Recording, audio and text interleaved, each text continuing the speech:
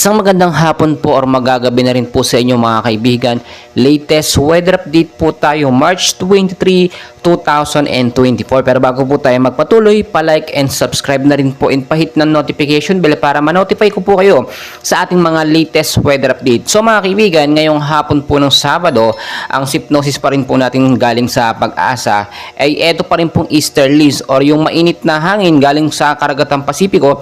Siya pa rin pong nakaka-apekto sa ilang bahagi po ng Luzon, Visayas at Mindanao. Mga kaibigan, wala pa naman po tayong binabantayan na bagyo or low pressure area as of now sa loob ng PAR. Pero makinig po kayo, tignan nyo pong mabuti sa labas po ng ating PAR, yung sinasabi ko po na bagyo, no? Nandito po yung sa may baba ng Indonesia, which is mga kapitbahay na bansa natin, kalapit na bansa, na posibleng magkaroon ng epekto or makabuo ng mga cloud cluster sa palibot po ng ating PAR. Pero as of now, wala pa naman po itong direktang epekto at hindi pa naman dapat maging banta sa ating bansang Pilipinas. Pero maging handa na rin po tayo. So mga kaibigan, narito po ang forecast weather condition natin. Yung lugar po, mga lugar po na apektado ng easterlies. Kasama na rin po dyan yung mga localized thunderstorm, no?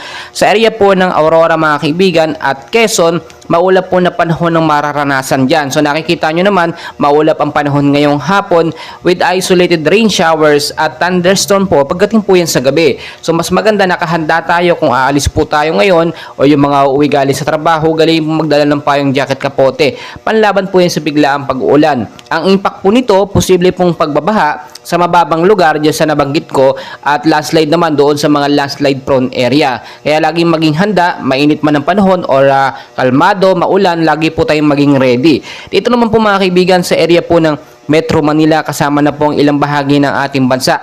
Maulap din po na panahon ng mararanasan dyan with isolated light rains to heavy rainfall at thunderstorm pagdating po sa gabi. So mas maganda nakahanda na tayo, hindi lamang po kasi easterlies ang nakaka-epekto dito po sa Metro Manila, may localized thunderstorm din po tayo na binabantayan. So kung mapapansin niyo talaga kanina pa makulimlim ang hapon, no, posibleng hanggang bukas din po yan. Pero kahit walang bagyo ay maging handa tayo dahil anytime nga, no, pwedeng magkaroon ng mga low pressure area dahil sa banta ng bagyo sa labas ng PAR. And ayon sa Pag-asa, posibleng isang bagyo po ang pumasok sa ating Philippine Area of Responsibility bago po matapos ang buwan ng Marso. So mga kaibigan, always know the weather before you go para safe at handa po tayo lagi sa anumang lagay ng panahon. Maraming salamat.